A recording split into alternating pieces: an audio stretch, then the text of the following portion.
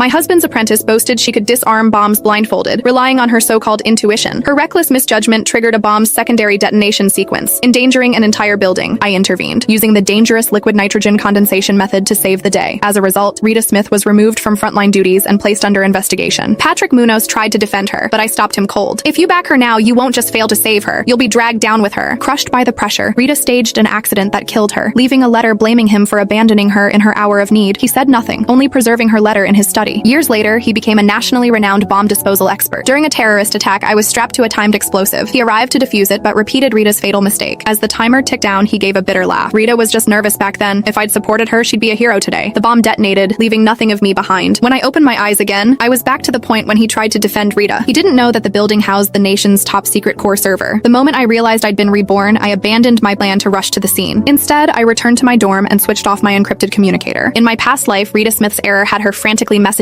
me for help. I just completed a grueling mission, sleepless for 3 days, yet I risked my life, enduring liquid nitrogen burns, to save the core server in that building. Because of my efforts, the military spared her a court-martial, opting for suspension and investigation instead. If she had avoided further mistakes, she could have returned to duty. But Rita's fragile ego couldn't handle her colleagues' scorn. She staged a fatal accident that blew herself up. Years later, Patrick Munoz's obsession with proving her right led to my death in an explosion. I pulled the blanket over my head and slept until dawn. The next morning, I turned on my communicator. The screen lit up with over 100 missed calls and red alerts. Undazed, I took my time washing up, donned my uniform, and headed to the scene. Outside the cordon, the air was thick with dread, despair etched on every face. Rita sat on the ground, disheveled and trembling like a leaf. Her colleagues glared with cold venom. "This is your fault, Rita. You and your stupid intuition nonsense. You triggered the secondary detonation. We're all dead now. General Wilson will have us all court-martialed." Rita's gaze swept the crowd, landing on me. Her eyes briefly lit up, as if I were her salvation. But then they darkened with resentment. She pointed at me, yelling at the top of his lungs. "It was her! I called her all night. She could have saved us, but she turned off her phone to let us die." All eyes turned to me, sharp as blades. Seizing the moment, Rita stumbled toward me and thrust her communicator in my face. The screen blazed with call logs. "You know what's in that building!" she shrieked, tears streaming. "National secrets. Yet you went offline at a critical moment. What's your agenda?" The crowd fell silent, waiting for my response. The sight of her twisted face reignited my past life's fury. My hand flew up, delivering a sharp slap across her face. Rita clutched her face, stunned. I shook my stinging wrist, my voice cold as ice. "Have you lost your mind?" I held up the mission roster for all to see. The schedule and signatures unmistakable. "Last night's lead operator was you, Rita. I was on mandatory rest after a 72-hour special op. My name isn't on this list." The crowd erupted, their anger finding a new target. "Right. Mary just got back from the Red Scorpion mission, defusing 3 linked mines." She could barely stand. "Rita, you always hide behind Patrick's protection, dumping the worst jobs on her. Now you screw up and want her to take the fall? You're disgusting, dragging others down with you." The accusations hit Rita like a barrage of stones. Her face drained of color, and she collapsed into